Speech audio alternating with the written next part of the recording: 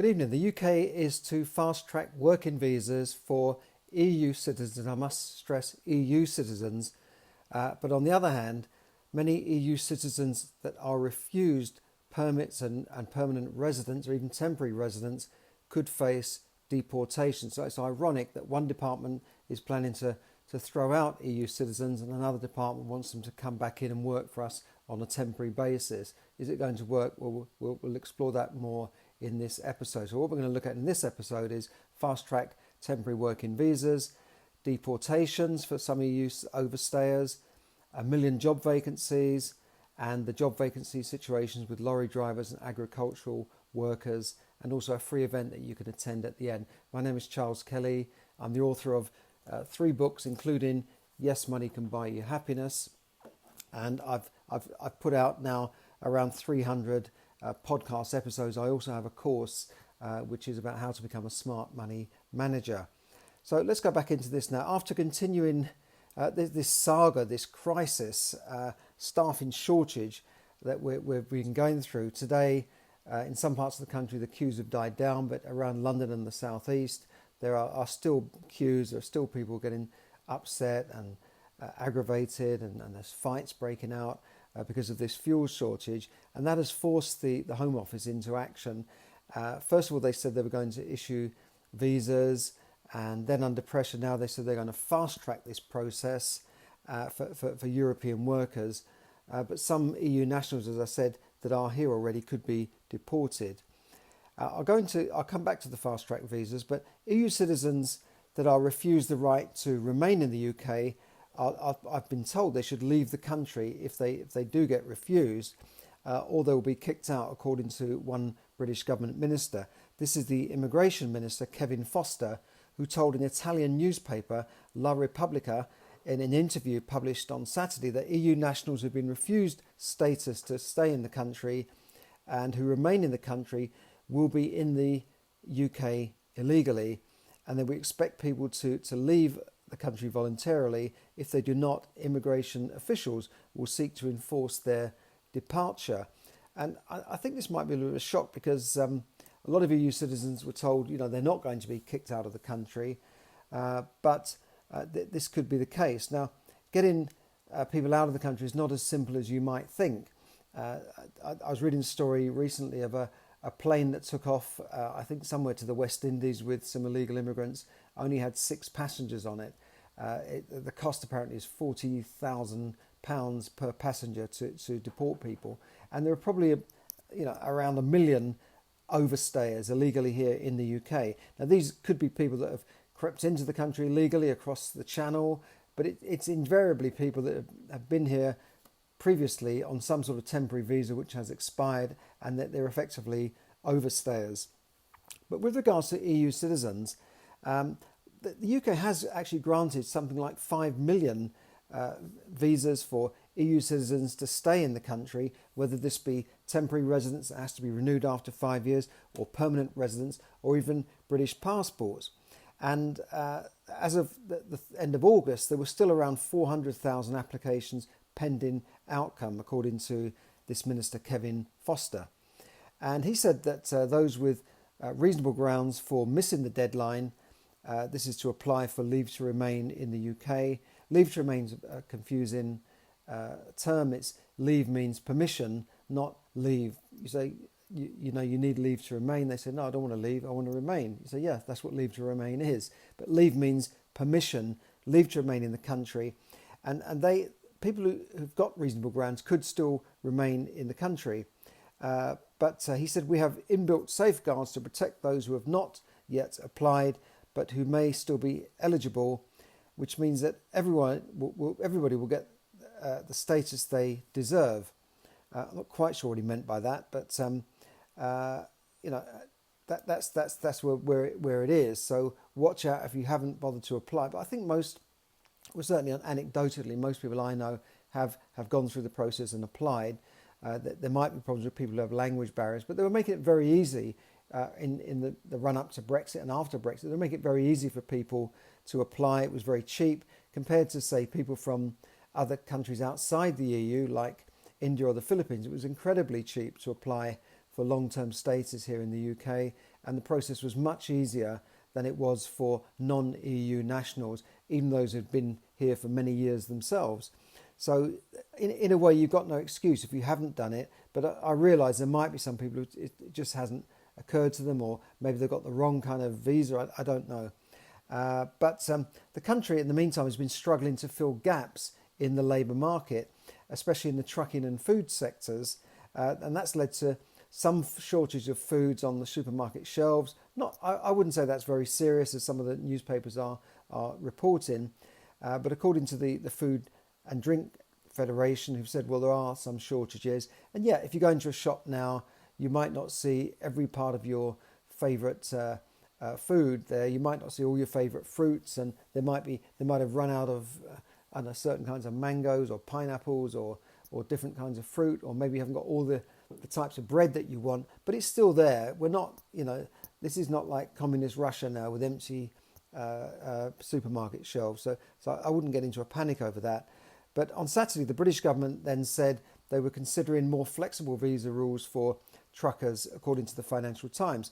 Now, when we come up to Brexit, they wanted to eliminate all low-skilled immigration and say, let's train up British people to do those jobs, because we don't need low-skilled migrants coming into the UK, which was the problem with the European Union and free movement of labour. In the past, before that free movement of labour, the country was able to control who came in and what skills levels were needed. So if they needed nurses, I was in the nurse recruitment business before, they turn on the taps and say, right, we need 200,000 nurses, and we would go out there and recruit them. And when they didn't need them, as they stopped many years ago, which is why I got out of the business, was because they just turned off the tap completely and said, no, that's it, and they made it very, very difficult. And it's still fairly difficult, but they are starting to get nurses in again, and that's just one example. But what they didn't, and before they needed care workers, senior care workers, and they were allowing those in, but they stopped that. But what they didn't allow in from outside the EU were unskilled workers. But when the EU expanded and we brought in free movement from poorer countries like Bulgaria, Romania, I don't know, but countries that needed jobs, they came in droves to do low skilled jobs, and that's what they wanted to stop. But now we're struggling to fill many of those low skilled jobs like farm working, agricultural work, food processing, and driving. Now, truck driving is not a low-skilled job, but it would not have been something that would have appeared on the shortage occupation list and the list of jobs that they would accept. Yeah, they'd be looking for engineers, they'd be looking for doctors, they'd be looking for skilled nurses, but not truck drivers. Even though, to me, it is a skilled job. I couldn't drive a massive 40-ton truck, and it takes months to learn how to do so. Even if you're a driver, an ordinary car driver, it still takes a long time to learn it. It costs £7,000 or £8,000.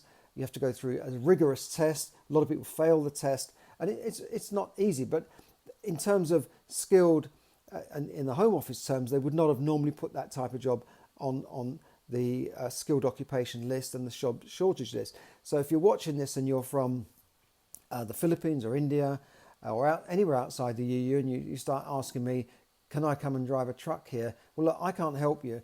And I don't think you would be allowed a visa to come in and drive a truck, work on a farm, or work as a food processor or any of those types of jobs outside the EU unless you meet the skills criteria. If you want more information, then Google the Home Office website to find out more. This particular scheme, it is for European workers only, I believe. I haven't seen all the details of it yet. It hasn't been fully published. So don't write to me and say, look, I need a job. Can you get me a visa? And I'm from Bangladesh or India, because I can't do it. And if you want a job, you need to go through your approved recruitment agencies, your companies that deal with that, and follow your government guidelines in order to get a job in another country. Don't respond to ads that say we can get you a visa as a truck driver here in the UK if you're in India, Africa or the Philippines. Don't send people money to get you these jobs, because they probably can't. Always check the official government website before. There are a lot of scams out there, so just be careful. Now, the Minister Foster denied that there's any link between shortages and immigration. He said, we do not accept that the points-based system is the key cause of labour shortages in the UK, not least because we can see similar scarcities across the EU, specifically in the areas like hospitality and truck driving. So yeah, he has a point there. But in the past, they used the point system. It is feasible that you could bring in people from outside the EU on a 1 or 2 year temporary visa, and then get them to drive trucks, work in hospitality, and then go home. The problem is that it's getting them to go home at the end. A lot of people just don't go home; they just stay on illegally, and that's probably why they're not going to do that. But it has been done in the past, some sort of temporary working visa. They've had the seasonal agricultural workers scheme for many years as well.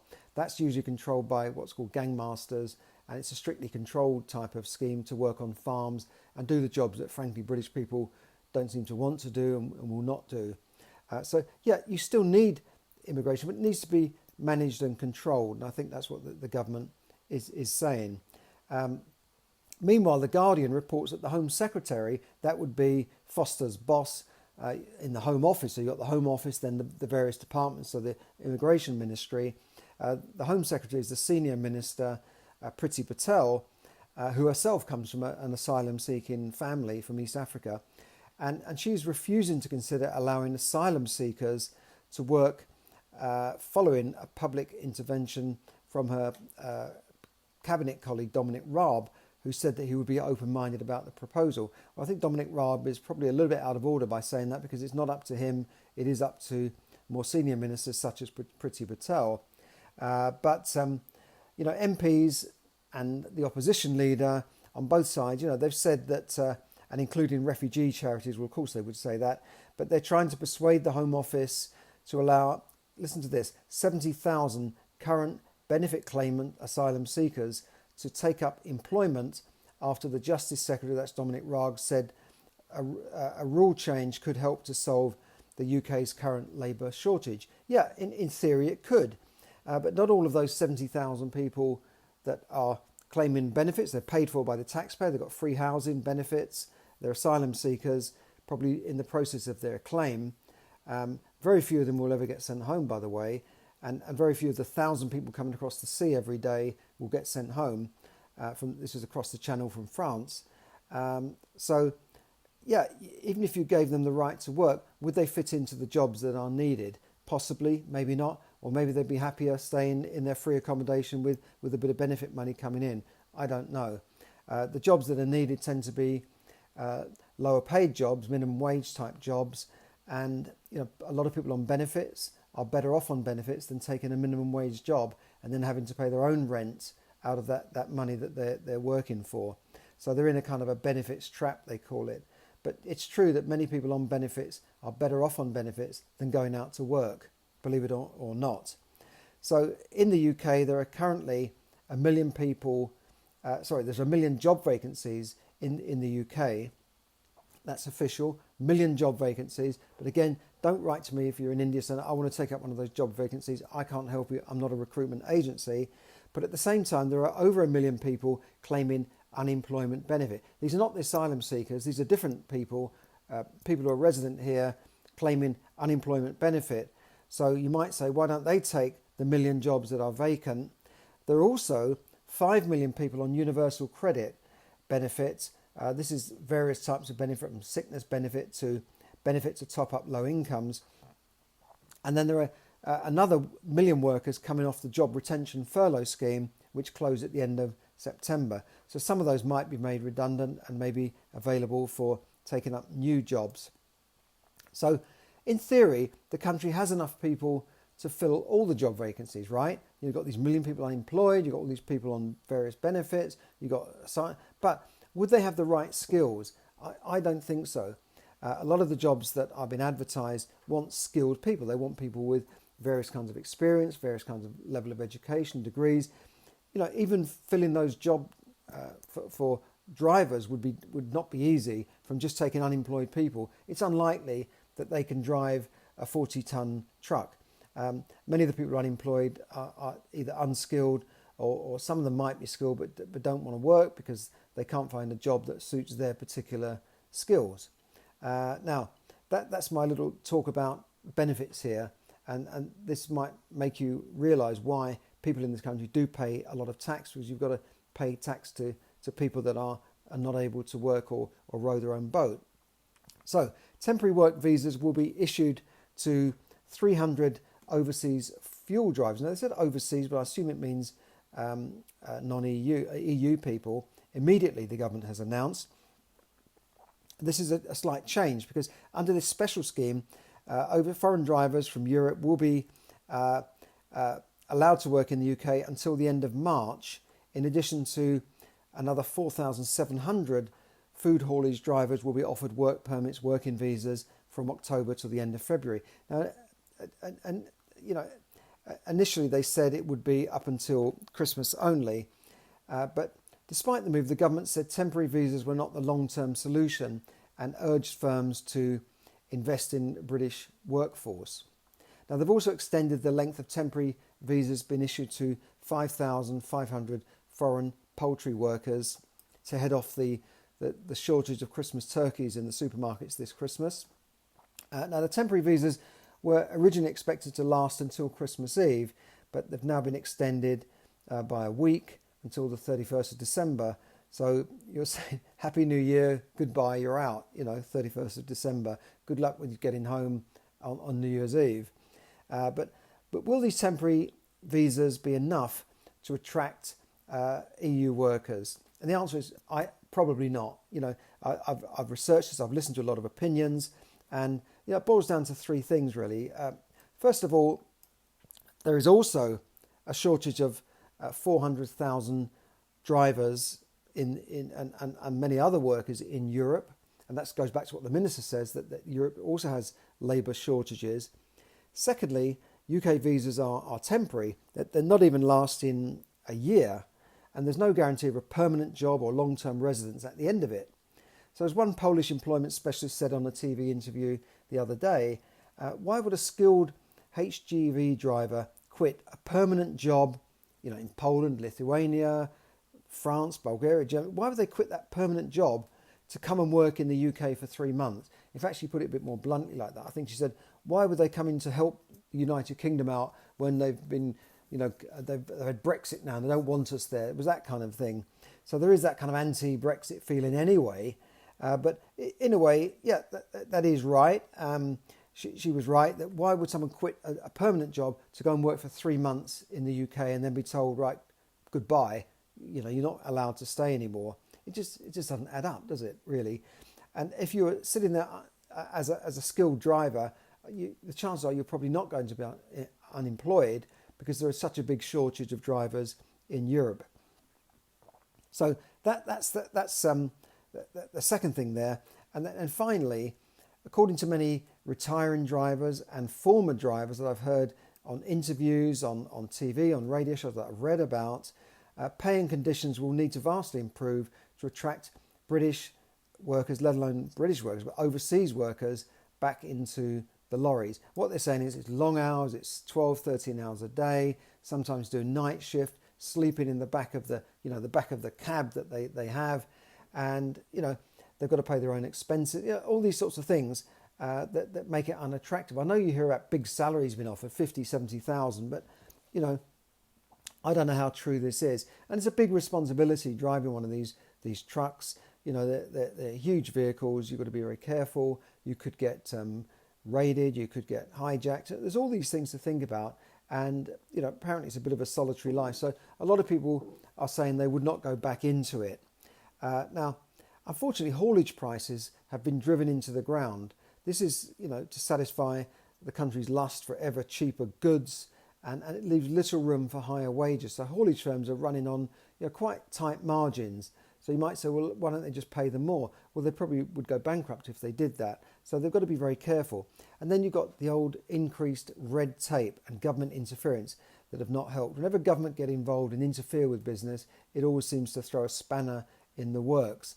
So it now takes longer than ever to get a driver licensed and on the road. It's not just getting the license, it's doing all sorts of other silly tests, as they put it, to get it. And then there's delays. insurance delays, all these things. And then to top it off, HMRC, the old tax people, have been clamping down on what they call IR35. If you don't know what it is, look it up. It's tax rules that will make it financially unattractive for freelance operators to operate. It's a rule that allowed people like certain drivers, IT consultants to run themselves as a limited company and get tax benefits from that. And they've tried to clamp down on this. So now we're short of also many people in the IT industry, consultants who've just given up or gone somewhere else. And the same thing is happening with some drivers and people in other trades. So IR35 rules, that's IR number 35. The revenue have clamped down, we're going to get that bit of tax out of people, and I think it will backfire on the tax people and the government, and they'll end up getting less tax as a result of that. So that's the summary of what's going on. At the end of the day, all these jobs require you to be dependent on somebody else. You're working for someone else, and do you want to be dependent on someone else to pay you money to live?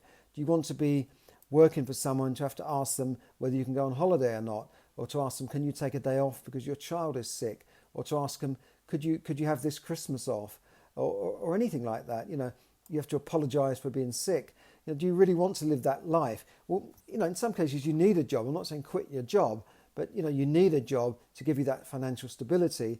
But is it the way you want to be for the rest of your life? Now, if you're happy in your job, you love your job, like you're doing something vocational, or it's more of a vocation to you rather than just a job. Like a lot of nurses go into nursing because they love nursing, doctors the same. Whatever it is, you love practicing the law, that's fine. If you want to be employed by someone, that's great. But if not, think about this. The New World Order is here, and you could call it the New World Disorder. So you need to start waking up here. Millions of jobs that were done by humans now, including drivers, by the way, and truck drivers, will be replaced by machines over the next few years. It's happening in Dallas at the moment. FedEx are running a trial to send lorries to Houston, hundreds of miles away, on a driverless truck. They're testing this out now. Now, obviously, during the trials, they'll have humans on board, but eventually the idea is that they will have just a driverless truck on its own, or maybe just someone sitting there just to watch it, but I don't know. But it will certainly knock out millions of jobs in America, and once it starts coming here, it will knock out a lot of jobs here. It's just interesting that they're suddenly saying, oh, there's driver shortages, what are we going to do? And then driverless trucks are just around the corner. They say, oh, this is where we're going to save you. So just stay at home, we'll put you back on some sort of furlough scheme, some sort of universal basic income, and you can watch Netflix all day. In fact, in the UK, we're building more studios. 3 more studios in Hertfordshire alone are being built to produce more fodder, more TV programs for people to sit at home and watch. That might sound a bit conspiratorial, but I'm just trying to put the pieces together, because driverless trucks are not something in science fiction. This is not something out of some movie. This FedEx is saying that after these trials, they could be running these trucks by 2022 or 3. We've got driverless Ubers in production. Volvo cars have got that technology. In China, we're already seeing driverless buses and some driverless taxis. I'm not sure it would work everywhere in the world. Some cities I've been into have got pretty bad traffic problems. Bangkok, Manila, Vietnam, Ho Chi Minh, with all these bikes everywhere. I'm not sure how a driverless truck would cope with that, but it could certainly work in some countries. I mean, even Italy's chaos, Paris is chaos, but I'm sure that they'll find a way around this. They will find a way around this, believe it or not. So this is coming, and it will affect white-collar jobs as well. Law, accountancy, analysts, it's changing. The world of business is changing. The world of business, the way business is done online, is changing. And unless you change, or unless you change your business, you will go into decline, just like those businesses like Sears and Debenhams, Tower Records, Blockbuster, they all disappeared. Kodak, you have to get with this, right? You have to change this. Even look at iPhones now compared to, and a few years ago, Nokia was the leading mobile phone.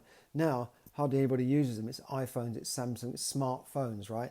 So you've got to adapt to this. It's not always the strongest and fittest that survive, but the most adaptable. So the key to any financial freedom is education, specialized knowledge, not general education, not the the stuff you learn in school and university, but specialised knowledge, something you were not taught in school or university. So one way to become financially free, one way to create a bit of extra income for yourself on the side is from property. Property has made many thousands or maybe millions of people across the world financially free by investing in property. And you can do this without using any of your own money. Don't think, well, I can't look at property because I haven't got any money. You can do this without using any of your own money. So join this free event tomorrow night. You can join it online or you can go there personally. It's a free networking event. They'll have speakers there, expert speakers, talking about potential JV, joint ventures, private funders, giving you that support to get you into property. There are many strategies you can take up in property. It's not just about buy to let. There are many things you can do in property. So have a look at the link and click to register. You've got nothing to lose and everything to gain. So thanks very much for listening.